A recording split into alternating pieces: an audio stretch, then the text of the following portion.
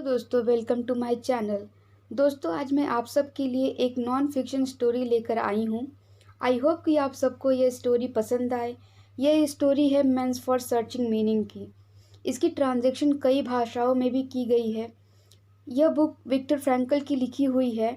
उनकी खुद की स्टोरी लाइफ के इम्पोर्टेंस को लेकर है और उसकी इम्पोर्टेंस को समझना। So friends, this is my first video. Please keep support, and if you like this video and their story, so do finger up, like my videos and subscribe my channel. If you want to listen more stories, so subscribe my channel and press the bell icon for the notification. Thank you. चलिए दोस्तों, तो हम कहानी की तरफ चलते हैं। ये कहानी एक आम से कैदी के रोज़मर्रा की ज़िंदगी के बारे में है। इनमें उन भयानक बातों का कोई खास जिक्र नहीं किया गया है जो सेकेंड वर्ल्ड वार के दौरान हुई थी। हाँ, इस बारे में बहुत सी किताबें छाप चुकी हैं, कई कहानियाँ लिखी जा चुकी हैं, लेकिन हमारी कहानी उस आम आदमी के बारे में है जो अपना सब कुछ खो चुका था, यहाँ तक कि अपनी पहचान भी। और ये उस बात की कहानी है जो खुद की पहचान बनाने रखने की कोशिश में है, बावजूद उन तमाम जुल्म सितम के जो उस कंसंट्रेशन कैंप में किए गए थे। ये कहानी स्टार्ट होती है 1940s में, होलोकॉस्ट में। दोस्तों, होलोकॉस्ट का मीनिंग होता है कि वो एक समय था जहाँ पे प्रलय की तरह था, जहाँ इंसान जीवन का कोई महत्व नहीं था। इंसानों को जानवरों से भी बदतर ज़िंदगी जीनी पड़ती थी। कुछ क्रूर इंसान को जिंदा ही जला देते थे, तो कुछ उनकी बलि दे दिया करते थे। विक्टर फ्रैंकल कंसंट्रेशन कैंप में एक कैदी की तरह दिन काट रहे थे और उनके माँ बाप, भाई और पत्नी को जान से मार दिया गया था। उन्हें बाकी जूइश कैदियों के साथ बहुत गंदे तरीके से रखा जाता था, जो देखकर या सुनकर आम लोगों की आत्मा काँप जाए। लेकिन जैसा कहा जाता है, जहाँ जीवन को ज़्यादा महत्व दिया जाता है, कुछ वैल्यूज़ दी जाती है, वहाँ हर तकलीफ़ मर्सी जाती है। वहाँ उन सभी कैदियों को खाने के लिए भी कुछ ज़्यादा मिलता नहीं था और हर वक्त उनके सिर पर मौत मंडरा रही होती थी। कई बार लोग खाने की कमी से मर जाते थे, तो कई बार जहरीली गैस से, ऐसा मानो जैसा मौत का नंगा नाच उन्होंने अपनी खुली आंखों से देखा था। जिन लोगों से वो 2 घंटे पहले बात किए होते थे, उन्हें अगले घंटे अपने सामने तड़प कर मरते देख कोई ऐसा दर्द भरा दृश्य देखकर वे जिंदा और जीवन के लिए जद्दोजहद करे, वही तो असली हिम्मत कहलाता है। जहाँ हर वक्त कैदी होप और मीनिंग खो देते थे, तो वहाँ विक्टर हर दिन को एक अलग नज़रिए से जीते थे। वो ऐसा इसलिए कर पाते थे क्योंकि वो एक न्यूरोलॉजिस्ट एंड साइकेट्रिस्ट थे। उनके लिए तो हर दिन काफ़ी इंटरेस्टिंग हुआ करता था, क्योंकि उन्हें हर रोज़ कुछ नया ऑब्जर्व करने के लिए मिलता था। उन्हें हर तरह के लोगों का बिहेव देखने के लिए मिलता था।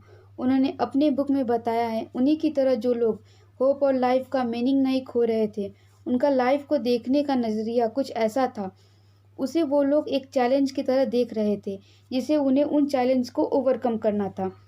कंसंट्रेशन कैंप में हर परिस्थिति कैदियों से हार मनवाने के लिए काफ़ी थी। हर इंसान से उसके सारे सपने, हिम्मत छीन ली जाती थी। बड़े ही कष्टदायक और जलील सी ज़िंदगी थी, जहां आप कुछ कर भी नहीं सकते थे और ना ही कुछ कर सकते थे। अगर आपने कुछ किया तो उसके बदले आपको कोड़े खाने मिलते थे। दोस्तों, बहुत सारे फिलोसोफर ने भी यही कहा है। इस तरह के फ्रीडम को लेकर एग्जिस्टेंशियल सेंटर थीम भी यही होता है कि जीवन का मतलब है सफ़र करना, और सफ़रिंग में डटे रहने का मतलब है अपनी सफ़रिंग में मीनिंग ढूंढना। अगर लाइफ में कोई पर्पस है, तो हमारे मरने और सफ़र करने भी कोई पर्पस ज़रूर होगा। लेकिन दोस्तों, ये ज़रूरी नहीं कि एक इंसान का पर्पस दूसरे इंसान के पर्पस सेम ही हो। कोई ये नहीं बता सकता कि उनकी लाइफ का पर्पस क्या है, क्योंकि सबके लाइफ को जीने का तरीका, उसके रीज़न और मीनिंग अलग होता है। बस इंसान का काम यह है उस रीज़न को ढूंढना और उसकी रिस्पॉन्सिबिलिटी को समझना। बुक में लिखा है कि हम लाइफ से क्या एक्सपेक्ट करते हैं, बल्कि लाइफ हमसे क्या एक्सपेक्ट करती है, वो इम्पोर्टेंट है। अपने आप से लाइफ का मीनिंग पूछने के बजाय अपने सिचुएशन को ऐसे देखो कि लाइफ हर मिनट, हर घंटे आपसे पूछ रही है कि आप इस दुनिया में क्या कंट्रीब्यूशन देना चाहते हो। फ्रैंकल के हिसाब से ज़िंदगी का असली मीनिंग है ज़िंदगी के प्रॉब्लम को सही मतलब ढूंढना और उसकी रिस्पॉन्सिबिलिटी को समझना। इन जवाबों को ढूंढने में जो प्रॉब्लम आए, उन्हें बड़ी चालाकी से हरा देना। और हर मुसीबतों को पार कर देना, यानी अपने लाइफ में एक लोड उठाना या फिर किसी चीज़ के लिए रिस्पॉन्सिबल होना बहुत ज़रूरी है। फ्रैंकल ने एक जर्मन फिलोसोफर को लेकर बोला है, he who has a why to live can bear with almost any how, यानी जिस इंसान के लाइफ में कोई मीनिंग और रिस्पॉन्सिबिलिटी है वो लाइफ की हर मुसीबतों को झेल सकता है। इवन अपने साइकेट्रिस्ट के दौरान भी उन्होंने देखा उनकी लाइफ में मीनिंग कितना ज़रूरी था। उन्होंने ऑब्जर्व किया जिन पेशेंट के पास कोई मीनिंग नहीं था उन्हें आसानी से किसी भी चीज़ का लत लग जाता था। उन्हें गुस्से की प्रॉब्लम थी, उनमें डिप्रेशन का भी प्रॉब्लम था। साथ ही फ्रैंकल ने यह भी बताया है, आरामदायक लाइफ सक्सेस और पैसे से नहीं है। जब हमारी लाइफ थोड़ी आसान हो जाती है और हम कंटिन्यू जिंदा रहने के लिए नहीं लड़ रहे होते हैं, तब हमारे दिमाग में एक क्वेश्चन ज़रूर आता है कि हम जिंदा रहें किस लिए। आज के लोगों की कहानी यही है, उन्हें ज़िंदा रहने के लिए साधन तो हैं लेकिन कोई मीनिंग नहीं है लाइफ में। ऐसे खाली पलों को फ्रैंकल ने नाम दिया है एग्जिस्टेंशियल वैक्यूम। और जो लोग इन खालीपन के शिकार बनते हैं उन्हें उनमें 3 सिम्टम देखने के लिए मिलते हैं, डिप्रेशन, एंगर, एडिक्शन। लोगों को इस ऑब्जर्वेशन के बेसिस पर फ्रैंकल ने एक नई थेरेपी को जन्म दिया जिसे उन्होंने नाम दिया लोगोथेरेपी, जिसका लिटरल मतलब है मीनिंग थेरेपी। यह थेरेपी लोगों को उनके लाइफ के मीनिंग को ढूंढना सिखाती है। विक्टर के मुताबिक हम अपनी लाइफ को 3 अलग मीनिंग से ढूंढ सकते हैं। पहला तरीका है कुछ काम या फिर एक गोल को परस्यू करना। क्योंकि दोस्तों जिस भी इंसान के लाइफ में एक वैल्यू, गोल या एक एम नहीं होता, अब वो अपनी पूरी ज़िंदगी एमलेस होकर भटकता रहता है।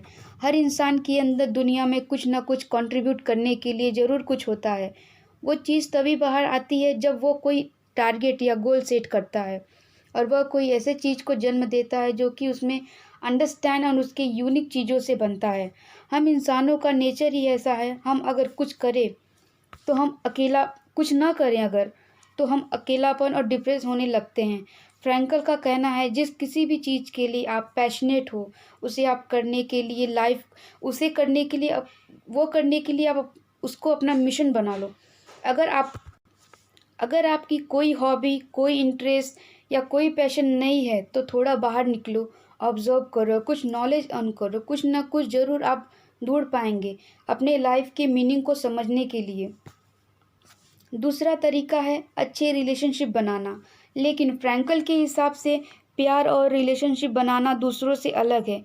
उनके हिसाब से प्यार करने की फीलिंग नहीं होती, बल्कि असली प्यार है उनकी पोटेंशियल रिकॉग्नाइज करना और उन्हें उनके हायर पोटेंशियल तक पहुंचाने में मदद करना।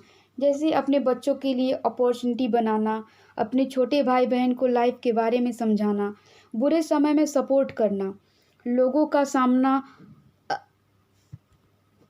आसानी से करना बिना किसी प्रॉब्लम से। ये होता है प्यार। अच्छे रिलेशनशिप और सच्चे रिलेशनशिप हमारे लाइफ की वैल्यूज़ और क्वालिटी को बढ़ाता है और हमारी प्रोडक्टिविटी बढ़ाते हैं।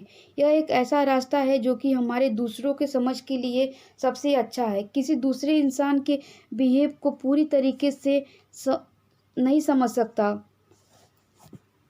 इसका मतलब है कि कोई भी इंसान किसी भी दूसरे इंसान के बिहेव को पूरी तरीके से नहीं समझ सकता। इवन वो चाहे कितना भी अच्छे रिलेशनशिप में है और अपने रिलेशनशिप का गोल भी यही होना चाहिए, सपोर्टिव, चाहे प्रॉब्लम कितना भी हो। और तीसरा, अपनी सफरिंग को बहादुरी के साथ बियर करना और उनकी रिस्पॉन्सिबिलिटी लेना। फ्रैंकल ने यहाँ अपना एग्जाम्पल दिया है कि इस तरह से इतना सफरिंग के बाद भी उन्होंने इतनी चाह थी कि वो वहाँ से कब निकले। कंसंट्रेशन कैंप में साइकोलॉजी पर लेक्चर देते हुए खुद को इमेजिन किया, जिसकी वजह से उनका सारा दर्द और दुख मीनिंग से भर गया। उनका हर मोमेंट, हर ऑब्जर्वेशन काफ़ी चौकन्ने होकर वो ऑब्जर्व करते थे। इस तरह वो लोगों की साइकोलॉजी को समझने के साथ साथ अपनी सफरिंग को बीट कर रहे थे। इसीलिए उन्होंने हमें काफ़ी वाइज एडवाइस देते हुए कहा, जब इस तरह की प्रॉब्लम आए तो अपने आप से पूछे, मैं इस सफरिंग को अपने लाइफ का वैल्यूएबल थिंग कैसे बनाऊं। तो सफरिंग ही होती है जो हमें एक गोल देती है। विक्टर ने यह भी कहा है, हम अपनी डिप्रेशन और दर्द को जुटला नहीं सकते, लेकिन हमारे पास एक ऑप्शन होता है। सफ़रिंग एक चॉइस है। आप कंपैरिज़न करना स्टार्ट करें उन लोगों से जो आपसे भी ज़्यादा प्रॉब्लम में हैं और वो भी बखूबी अच्छे से सफ़र कर रहे हैं। इसी भरोसे, क्योंकि उनके पास एक गोल है, इससे बाहर निकलने का, लाइफ की मीनिंग को जानने का। आप उनसे ज़्यादा किस्मत वाले हो। दुनिया के हर इंसान की यही प्रॉब्लम है कि वो अपनी खुद किस्मती को समझ नहीं पाता और अपने से बड़े लोगों की कंपैरिजन करता रहता है। कभी अपने से छोटों का कंपैरिजन करके देखो, लाइफ का सफ़र और उसका मीनिंग वहीं पता चल जाएगा। दोस्तों, कंसंट्रेशन कैंप हो या आपके नॉर्मल लाइफ, उनमें भी मीनिंग ढूंढा जा सकता है। बस शर्त इस बात की है, आप उन कमियों और तकलीफ़ों को पीछे छोड़ें। इस अंधेरी भरी लाइफ को उजालों तक लाने की कोशिश।